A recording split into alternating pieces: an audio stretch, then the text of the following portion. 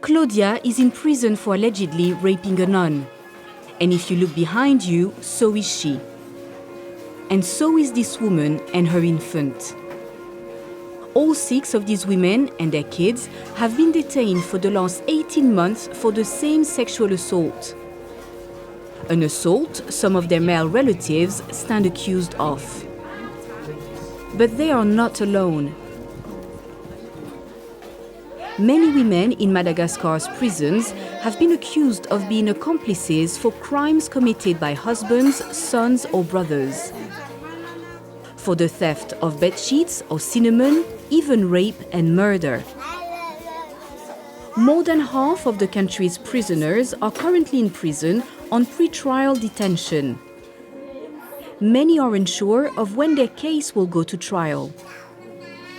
And some of these women have been living in limbo for up to 3 years. Living in overcrowded and dirty cells, often with their children, for crimes they didn't commit.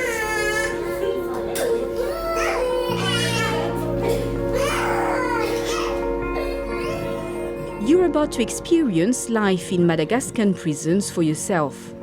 This immersive video allows you to control the camera with your mouse or finger, so look up, down and around as we explore the prisons together. This is Antsirabe prison, just a few hours' drive south of the island's capital. More than 60 women are detained within these walls, more than half of them are on pre-trial detention. Most of these women say they are here for crimes committed by male family members, husbands, brothers, sons. The government failed to respond to the specific allegations regarding women being imprisoned for male relatives' crimes. But the Justice Minister did blame the rise in pretrial detention on population growth and an increase in crime. Claudia, in the purple shirt here, says the police rarely conduct proper investigations. Instead, a dragnet style of policing is adopted in the country. In her case, over 50 people, including women and children, were arrested for raping the same nun. 18 months on, and Claudia is still awaiting trial. Although conditions in the prison are poor, Claudia says the biggest challenge is getting enough to eat.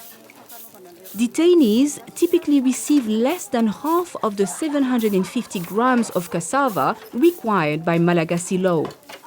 The government said it has launched a pilot in 2 prisons to improve the detainees' food rations. But the women below you are lucky. Unlike Claudia, they have family who bring in food for them. Others turn to embroidery. This not only helps pass the hours, but helps generate a meager income which they use to buy meat and vegetables.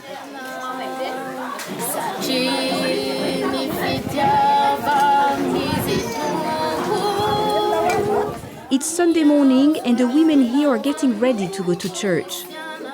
The church is located in the men's compound.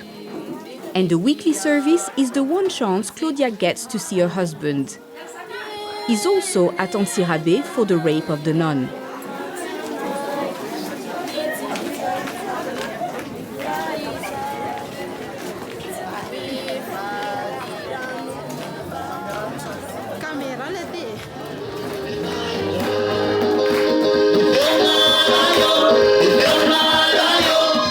Claudia says she doesn't know whether her husband assaulted the nun or whether he was forced to confess by the police.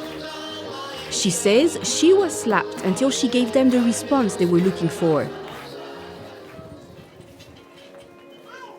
But doubts have now grown roots in her mind. Looking across the men's compound each day, she now knows one thing for certain. She says she will leave her husband when she gets out. Staying with him will only mean going back to jail. But Claudia's is far from being an isolated case.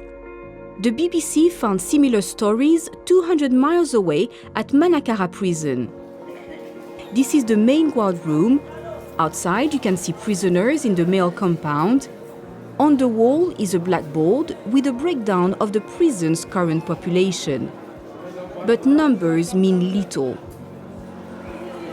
Instead, look around you. These are the women currently detained here. And these are the women and their children who are here for crimes committed by a male family member. That's a third of them.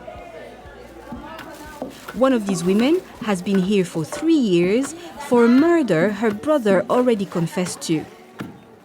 Another has been here for over 14 months after her son allegedly stole a DVD. Amnesty International says pretrial detention has become the norm and not the exception. They claim the police and judiciary often detain tens of people for the same crime with little to no evidence. Their recent report attributes this to public pressure on the judicial system and an increase in crime. But magistrates say pretrial detention protects the accused from mob justice. The women say living off a diet of cassava puts their health and the health of their children at risk of malnourishment while they await their day in court.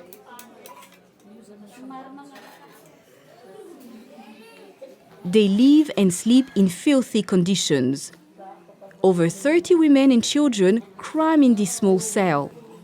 Look up and you'll see these 2 small windows that let in minimal fresh air at night. And they have this one shower and this one toilet to share between them. Now look to your side and you'll notice a blackboard.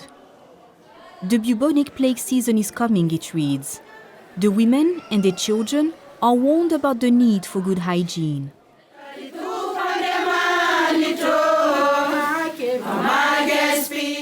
Back at Antsirabe prison, Claudia and the other inmates sing evening prayers before the 5 p.m. lockup. They say they pray for their children who are missing out on an education. They pray for their day in court. But most of all, they pray for the forgiveness of the men who put them in here.